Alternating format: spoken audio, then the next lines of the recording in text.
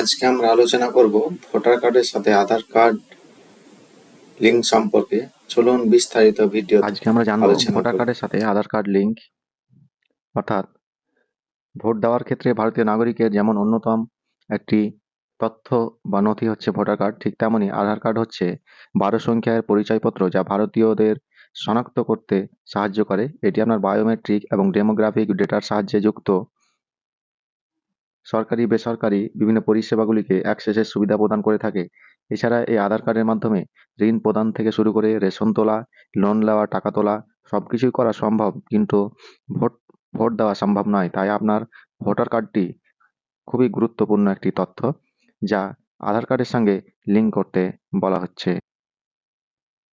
এই ভোটার কার্ডটি আপনি এসএমএস এর মাধ্যমেও লিঙ্ক করাতে পারেন। 166 নম্বর বা 569 একটি এসএমএস পাঠিয়ে ভোটার নাম্বার দিয়ে আপনার স্পেস দিয়ে আধার নম্বর লিখে পাঠালে আপনার লিঙ্ক হয়ে যাবে। এছাড়া বুথ লেভেল অফিসারের কাছ থেকে সেখানে গিয়ে আপনার ভোটার কার্ডটি আধার কার্ডের সঙ্গে লিঙ্ক করিয়ে নিতে পারেন। এছাড়া কোনো কম্পিউটার দোকানে গিয়ে বা আপনি নিজে মোবাইল থেকে আপনার ভোটার কার্ডের পোর্টালে গিয়ে আপনি লিঙ্ক করাতে পারেন।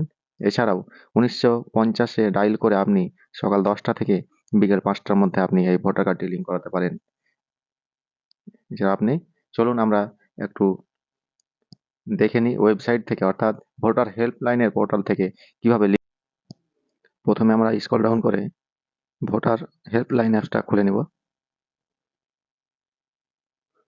এরপরে আমরা স্ক্রল ডাউন করে নিচে আসবো, আধার নাম্বার ফর্ম 6 অর্থাৎ ফর্ম 6 ফিল আপ করবো এবং স্টেট লিখবো এবং ভোটার নাম্বার লিখবো। এবার আমরা ওয়েস্ট বেঙ্গল আমরা সিলেক্ট করবো এখান থেকে। ফিস ডিটেলসে করার পর ওখানে ক্লিক করব। আমাদের ডিটেলস চলে আসলো এবং স্ক্রল ডাউন করে আমরা এখানে আধার নাম্বার লিখে দেব। আধার নাম্বার লেখা হয়ে গেলে নিচে স্ক্রল ডাউন করে মোবাইল নাম্বারটা লিখে আমাদেরকে ভেরিফাই করতে হবে। মোবাইল নাম্বার লিখে ভেরিফাই অপশানে ক্লিক করব। ওটিপি মোবাইলে আসলো, ওটিপি বসিয়ে ভেরিফাই করব আমরা। ভেরিফাই হয়ে গেল। এরপর নিচে এসে প্লেস অফ অ্যাপ্লিকেশন, আপনার গ্রামের নাম বা আপনি যেখান থেকে ফর্ম ফিল আপ করছেন সেই নাম দেব এবং স্ক্রল ডাউন করে কনফার্ম করে আমাদের এই যে হয়ে গেল, আমরা রেফারেন্স নাম্বার পেয়ে গেলাম। এই রেফারেন্স নাম্বার নিয়ে আমরা পরবর্তীকালে চেক করতে পারবো যে আমাদের কাজটা হয়েছে সম্পূর্ণ কি হয়নি।